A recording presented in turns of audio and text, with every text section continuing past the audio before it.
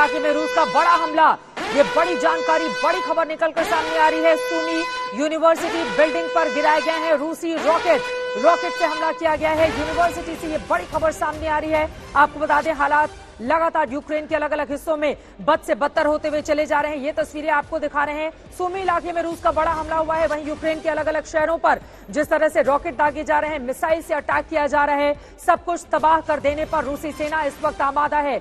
University में मौजूद सैन्य अड्डे पर निशाना साधा गया है रूस की ओर से। सुमी से ये बड़ी खबर निकलकर सामने आ रही है। सुमी में कल से जारी है भीषण जंग। आपको बता दें, चाहे वो खार्किव हो, चाहे कीव हो, मारियापोल हो, जीतोमीर हो, हर जगह लगातार रूस का अटैक जारी है। सीधे गौरव सावंत का रुख करेंगे।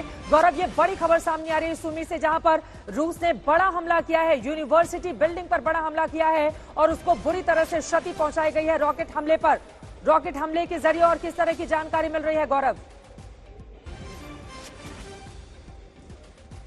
इस समय बहुत भीषण हो रहा है ये युद्ध, जो सीधे कीव की तरफ बढ़ रही है रूस की सेना, और रास्ते में जितनी भी रुकावटें आ रही हैं उनको रौंदते हुए आ रही है।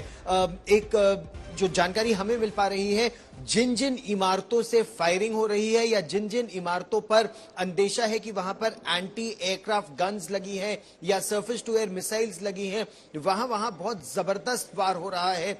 इसमें रूस अपनी सुपीरियर टेक्नोलॉजी, रूस के पास बहुत उम्दा टेक्नोलॉजी है, उसका रूस इस्तेमाल कर रहा है, चाहे वो सैटेलाइट इमेजरी हो या मानव रहित टोही विमान हो या और उसके विमान हो, जिससे पता चल रहा है कि कहां से फायरिंग आ रही है। उन सभी इलाकों को टारगेट किया जा रहा है, ऐसा हमें जानकारी मिल पा रही है।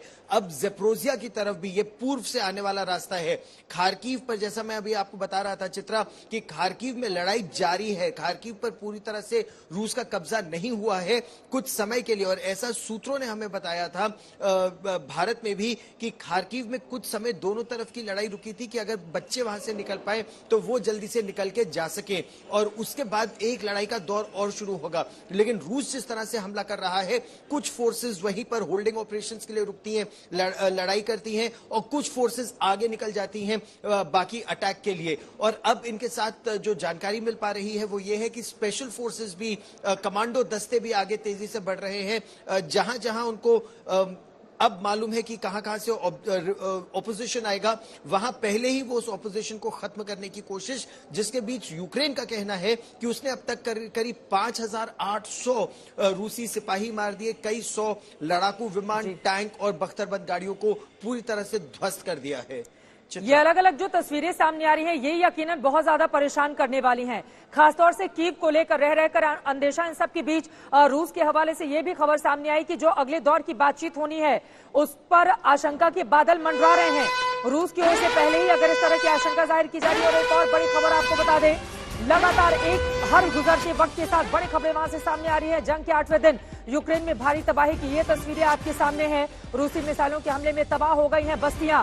चारों तरफ जिस तरह का मंजर वो बेहद भयावह होता हुआ हर गुजरते दिन के साथ इस वक्त दिखाई दे रहा है। आप देख पा रहे हैं किस तरह से बर्बादी हुई है।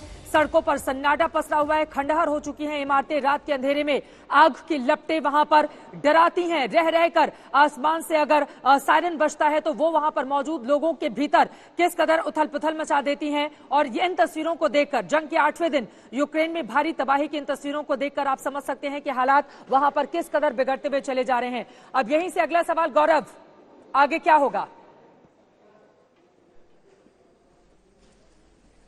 आगे सीधी तरह अब रूस निशाना बनाएगा राजधानी कीव को। जैसा आपने बिल्कुल सही कहा, रूस की तरफ से यही कहा जा रहा है कि बातचीत में राष्ट्रपति ज़ेलेंस्की हो या यूक्रेन की सरकार हो, वो अपना टोन डाउन नहीं कर रही है। और वही बात यूक्रेन कह रही है कि कोई मिडिल ग्राउंड नहीं निकल रहा है, ना यूक्रेन की तरफ से ना रूस की तरफ से। बातचीत के लिए तो जारी है, लेकिन क्या इससे हथियारों में के इस्तेमाल में कोई कमी आ रही है? बिल्कुल नहीं आ रही है। ऑपरेशंस में कमी आ रही है? नहीं आ रही है। तो तीन तरफ से रूस की सेना जो अब आगे बढ़ रही है वो कीव को घेरेगी। कीव पर हमले का अंदेशा है और कल रात से इस तरह की कुछ मिसाइल अटैक्स कीव पर हुए भी हैं। इवान कीव की तस्वीर आप दिखा भी रही हैं। जिन बस्तियों को ध्वस्त किया गया या जिन इलाकों को ध्वस्त किया गया, वहां से कोई भी रेजिस्टेंस रूस की सेना को ना मिले, इस तरह से वो आगे बढ़ने की कोशिश कर रहे हैं। लेकिन जनरल दयाल और जनरल अग्रवाल और जो एक्सपर्ट्स हमारे साथ हैं वो हमें बता पाएंगे कि क्या रूस के ऑपरेशंस में एक स्ट्रेटेजिक मिसकैलकुलेशन था कि 8 दिन क्यों लग गए। 8 दिन में ना सबसे बड़ा शहर ना दूसरा बड़ा शहर रूस के कब्जे में है, या ये किसी रणनीति के तहत है कि समुद्र का रास्ता उन्होंने पूरी तरह से बंद कर दिया है, पूर्व का रास्ता पूरी तरह से बंद कर दिया है और अब एक खार्किव और एक कीव पर पूरी तरह से निशाना लगेगा। हालांकि इस बीच सूमी में हमले की आप बात कर रही हैं। सूमी एक और महत्वपूर्ण शहर है।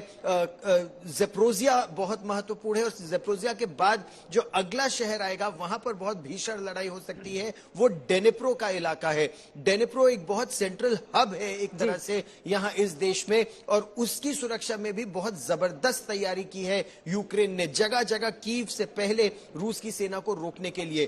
तो क्या अगले 24 घंटों तक कीव पहुंच जाएंगे या उन इलाकों में फंसे रहेंगे कुछ समय के लिए, ये अगले कुछ घंटों और दिनों में महत्वपूर्ण होगा देखना।